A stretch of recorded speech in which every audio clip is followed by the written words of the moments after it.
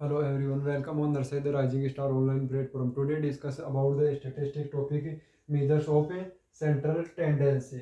Today discuss about the measures of the central tendency. जो आज की हमारी क्लास होगी वो स्पेशली फोकस होगी किसके ऊपर, स्टेटिस्टिक्स के topic major of the central tendency के बारे में। आज हम जानेंगे कि सेंट्रल टेंडेंसी क्या होता है, जो एक इंपॉर्टेंट टॉपिक है बीएससी नर्सिंग, एमएससी नर्सिंग और पोस्ट बेसिक नर्सिंग जो रिसर्च और स्टेटिस्टिक्स का एग्जामिनेशन होता है उसके अंदर। तो सबसे पहले major of the central tendency के बारे में इंट्रोडक्शन, डेफिनेशंस, कैरेक्टरिस्टिक्स, पर्पस वगैरह पढ़ने से पहले एक बार इस वर्ड का जो मीनिंग है वो हम जान लेते हैं। जैसे एग्जाम आपके दे रखा है measures of the central tendency. Measure of the central tendency measure का मतलब सिंपल सी बोले तो मेथड। मेजर्स का मतलब सिंपल सी बोले तो मेथड्स, और सेंट्रल का मतलब बोल सकते हैं average.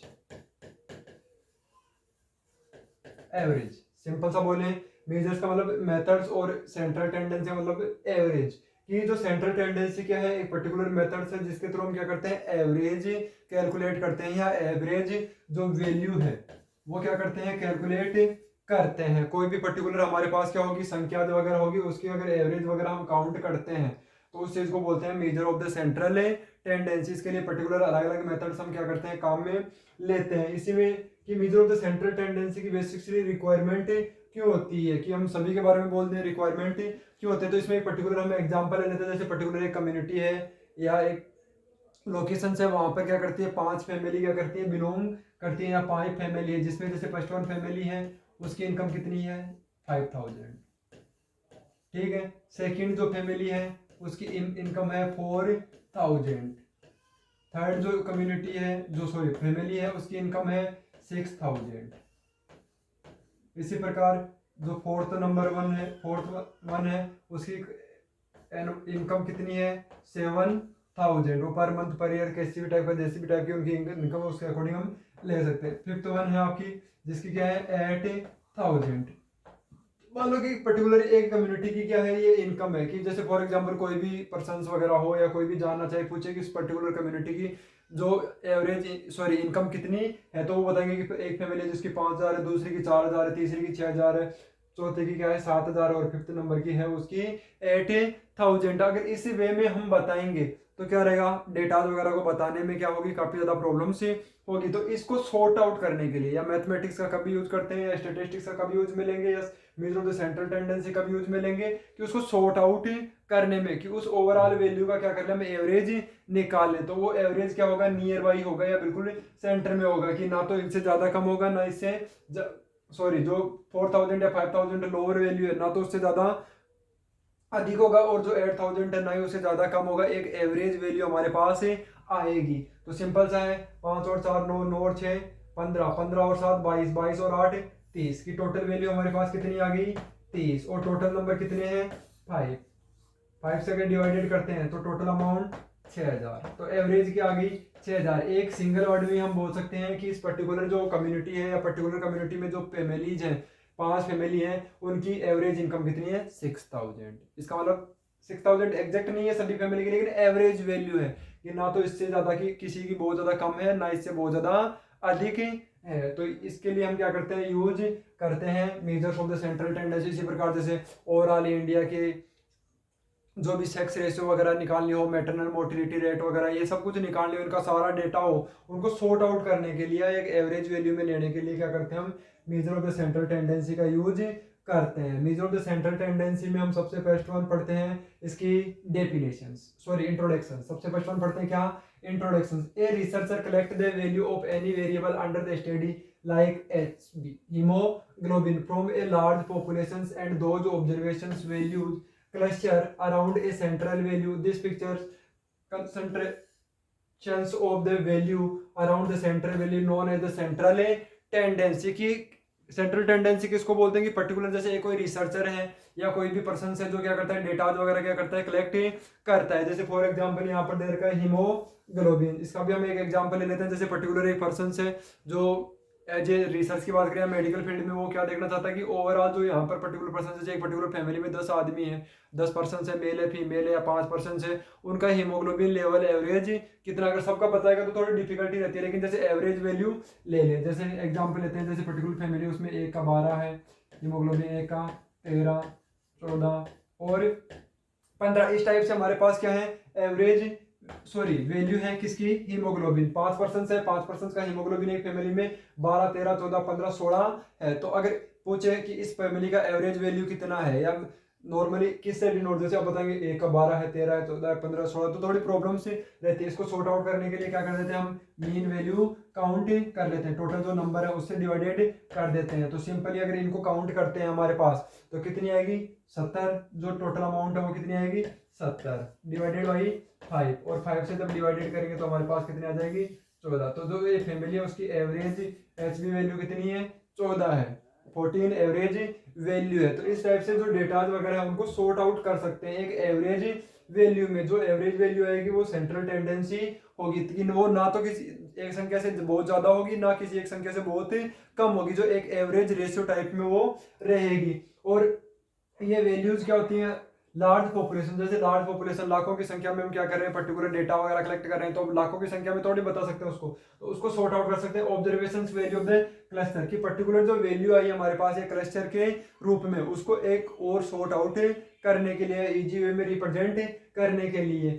This pictures of the concentrations of the value around a central value is known as central tendency की। जैसा अभी हमने लिया 12, 13, 15, 16। अब हमारे पास क्या आई वैल्यू, जब हमने कैलकुलेट किया 14, 14 वैल्यू आई। तो अब ये 14 वैल्यू ऐसे कि ना तो 16 से बहुत ज्यादा कम है, ना 14 से 12 से बहुत ही ज्यादा है, एक एवरेज वैल्यू आ गई। इसी को हम क्या बोल देते हैं, central tendency, central tendency. Next one है ये central tendency refers to central value की। सेंट्रल टेंडेंसी क्या करती है, रेफर करती है किसको, सेंट्रल वैल्यू को, जैसा कि अभी हमने देखा। और ये representative value of statistical series की, ओवरऑल जो सीरीज है उसकी क्या है कि रिप्रेजेंटेटिव यूनिट है कि एक सिंगल वर्ड में उस पर्टिकुलर सीरीज को क्या कर रही है, वो रिप्रेजेंट कर रही है। Measures of the central tendency are also usually called as the average, और इसको क्या बोल देते हैं, एज ए नॉर्मल वर्ड में एवरेज। समझ गए central tendency.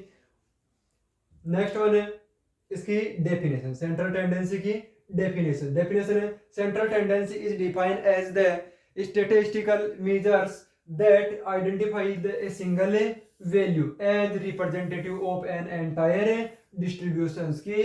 Measure of the central tendency क्या है, स्टैटिस्टिकल मेजर्स है जिसके द्वारा क्या करते हैं, आइडेंटिफाई करते हैं एक सिंगल वैल्यू को, जो क्या कर देती है, रिप्रेजेंट करती है किसको, एंटायर डिस्ट्रीब्यूशंस की। जो ओवरऑल जितनी भी संख्या है उनको केवल एक सिंगल संख्या में क्या करते हैं, हम आइडेंटिफाई करते हैं या बताते हैं कि हाँ ये पर्टिकुलर एक संख्या है जो सभी को क्या करती है, रिप्रेजेंट करती है, आइडेंटिटी रखती है सभी की।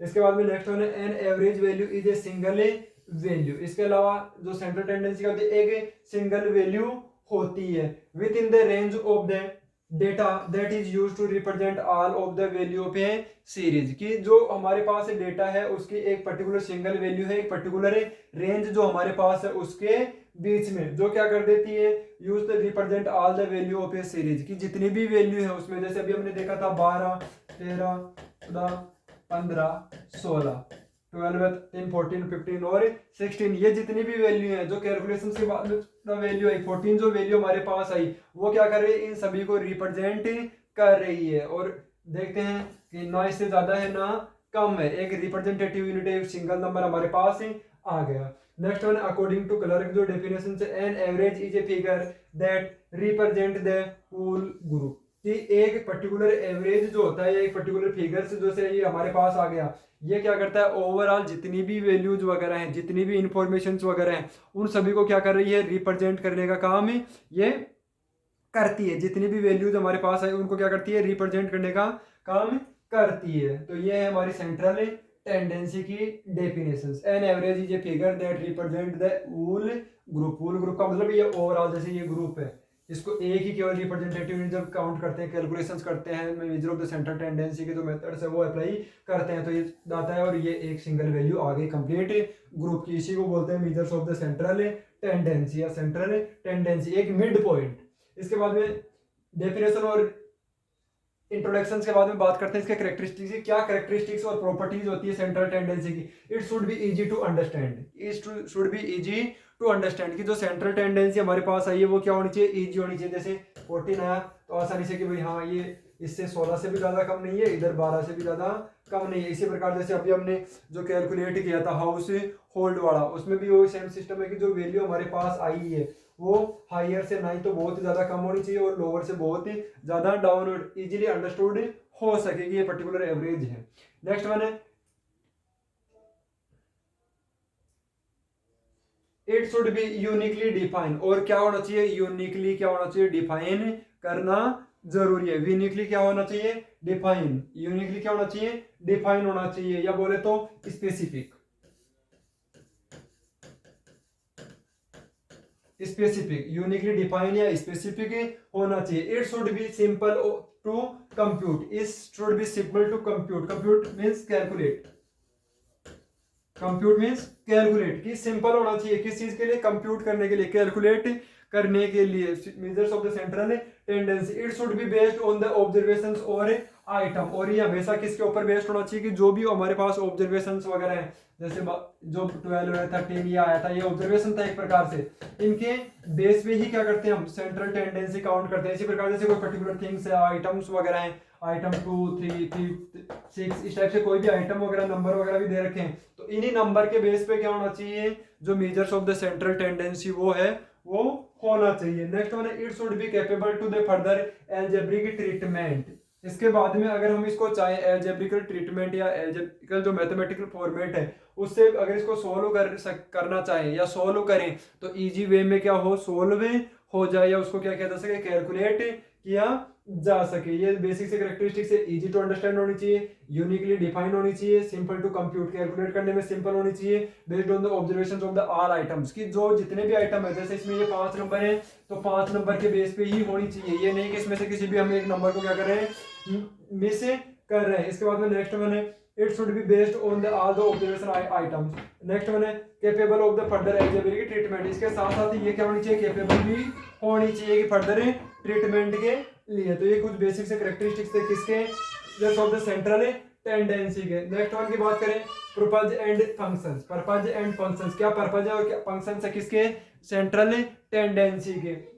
तो इसमें इस provide an accurate descriptions of the entire data, क्यों जरूरी है, क्या पर्पज है, कि ये एक ही संख्या हमारे पास है आएगी कैलकुलेशंस के बाद में, वो क्या कर देगी, एंटायर जो भी डेटा वगैरह है, जो सारी इंफॉर्मेशंस है वो एक सिंगल वैल्यू के माध्यम से क्या कर सकते हैं, उसको डिनोट किया जा सकता है। 10 वैल्यू आई तो 10 नहीं बतानी पड़ेगी, 50 आई तो 50 नहीं बतानी पड़ेगी, कि सिंगल वैल्यू हमारे पास आ जाएगी, जिसको क्या करना पड़ेगा, एक्सप्रेस करना पड़ेगा। It also help to compare the value of the two और मोर ग्रुप, इसी प्रकार टू और मोर ग्रुप, टू और मोर ग्रुप, जैसे फिर एक कम्युनिटी है, इधर सेकंड कम्युनिटी है, एक कम्युनिटी का जैसे हमने एग्जांपल लिया, एक फैमिली की 4000 है, दूसरे की 5000 है, तीसरे की 6000 है, चौथे की 60000 है, थर्ड की 8000 है। ये एक फैमिली है जिसकी वैल्यू क्या है हमारे पास ये आ रही है, जबकि दूसरी कम्युनिटी है उसमें क्या है 5 फैमिली है, 10 फैमिली, फैमिली कितनी भी हो सकती है, लेकिन अगर एवरेज वगैरह ये काउंट करेंगे तो इजी वे में क्या करेंगे, उस चीज को कैलकुलेट कर सकते हैं। कि जैसे एक दूसरी कम्युनिटी उसकी है 3000, 4000, 5000, 6000, 8000। अब इनको क्या कर सकते हैं, इजीली क्या कर सकते हैं, कैलकुलेट करने के बाद में काउंट कर सकते हैं, जैसे 4 और 5 9, 9 और 6 15, 72, ये 30,000। ओवरऑल वैल्यू कितनी आएगी 30,000। इधर की 3 7 12 है, 10 और 8 26,000। अब इनका जब एवरेज लेते हैं 1 2 3 4 5, यहाँ भी 5 फैमिली है और इधर भी क्या है 30,000 डिवाइडेड बाई 5। जब ये एवरेज वैल्यू लेते हैं तो आसानी से बता सकते हैं कि जो इनकी एवरेज इनकम है, उनकी जो सेकंड वाली जो कम्युनिटी है या सेकंड कम्युनिटी में जो या सेकंड जो ग्रुप है फैमिलीज का जहां पर पर्टिकुलर, उसमें और फर्स्ट में क्या है डिफरेंस है। तो इस वजह से इजी वे में क्या कर सकते हैं, इनको क्या कर सकते हैं, कैलकुलेट कर सकते हैं, कंपेरिजन कर सकते हैं। उसके बाद में नेक्स्ट वन जो पॉइंट हमारा, it provide the one value for all. जैसा कि अभी हमने इस टाइप से कैलकुलेट किया, लास्ट में हमारे पास क्या है कि एक सिंगल वैल्यू आएगी, जैसे 10 वैल्यू भी हैं, 10 अलग अलग वैल्यू भी हैं, तो उनको अगर काउंट करेंगे तो हमारे पास एक लास्ट में सिंगल वैल्यू आती है जिसको आसानी से एक्सप्रेस किया जा सकता है। It help to make more concise data. Simple सा है, अगर 10 का एक डेटा हो जाएगा तो क्या होगा, कंसाइज होगा, कि काफी ज्यादा बड़ा ग्रुप था हमारे पास डेटा वगैरह का, वो क्या आ जाएगा, एक सिंगल वैल्यू में हमारे सामने आ जाएगा। उसको हम क्या कर सकते हैं, ब्रॉडकास्ट वगैरह भी इजी वे में कर सकते हैं, उसमें किसी प्रकार की कोई प्रॉब्लम्स वगैरह नहीं आएगी। उसके बाद में they give us an idea about the concentrations of the value in the central part of the distributions। इसके साथ साथ जो वैल्यू है, जो सेंट्रल पार्ट आएगा, जैसे अभी हमने कैलकुलेट किया था, तो आया था हमारे पास ये 15, इधर 16, इधर 12 और इधर 13, वो सेंट्रल, उसके क्या होता है, central part of the distribution, concentration of the value, कि उसके सराउंडिंग में कितनी कंसंट्रेशन में वैल्यू है, या मोर देन डाटा उसके कहाँ पर प्रेजेंट है, या कौन सा डाटा उसके कॉन्टेक्ट में सबसे ज्यादा है। इसके बारे में भी बताता है क्या, सेंट्रल टेंडेंसी या पर्पज और फंक्शन से सेंट्रल टेंडेंसी का। तो ये सिंपल सा पॉइंट थे। सबसे पहले accurate descriptions of the entire population की, एक सिंगल वे में क्या कर सकते हैं, इजी वे में एक एंटायर पॉपुलेशन को डिस्क्राइब कर सकते हैं एक सिंगल नंबर में। कंपेयर दो वैल्यू, दो ग्रुप की जो वैल्यू है हमारे पास, एक सिंगल वर्ड के साथ या सिंगल मीनिंग के साथ, उसको क्या कर सकते हैं, कंपेयर कर सकते हैं।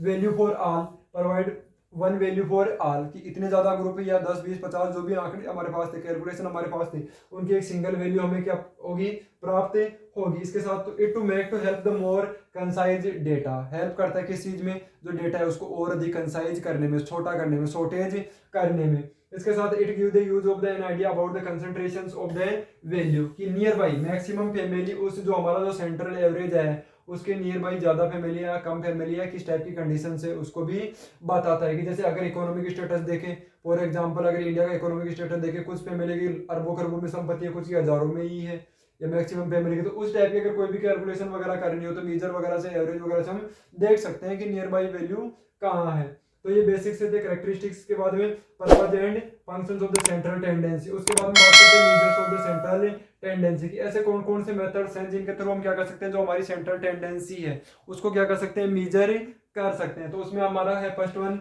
मीन, और मीन बोले तो एवरेज, मीन बोले तो एवरेज, और अगर कल हिंदी में लैंग्वेज करें, मध्य, मध्य वैल्यू। ये कंटिन्यू डिटेल में पढ़ेंगे, एक बार शॉर्ट में सुपरफिशियली बता देता हूं आपको। इसके बाद में मीडियन, मीडियन एक पर्टिकुलर वैल्यू है, मिडिल मोस्ट वैल्यू, या sorry middle value, middle value.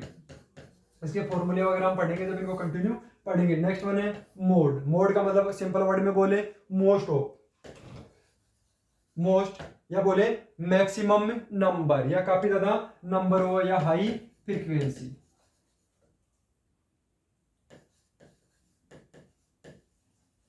High frequency की एक पर्टिकुलर सीरीज है जिसमें सबसे ज्यादा बार एक नंबर है, काफी बार आया है, मोस्टली काफी बार आया हुआ है, या उसकी क्या है, फ्रीक्वेंसी ज्यादा है, ये होती है मिडिल मोस्ट वैल्यू, ये एक एवरेज वैल्यू। इनको हम जो हमारी नेक्स्ट क्लास होगी उनमें क्या करेंगे, डिटेल में वन बाय वन पढ़ेंगे, डिस्क्रीट सीरीज के लिए और कंटिन्यूअस सीरीज के लिए। थैंक यू, मिलते हैं कल नेक्स्ट क्लास में जिसमें हम पढ़ेंगे मीन, मोड और मीडियन के बारे में इन डिटेल में।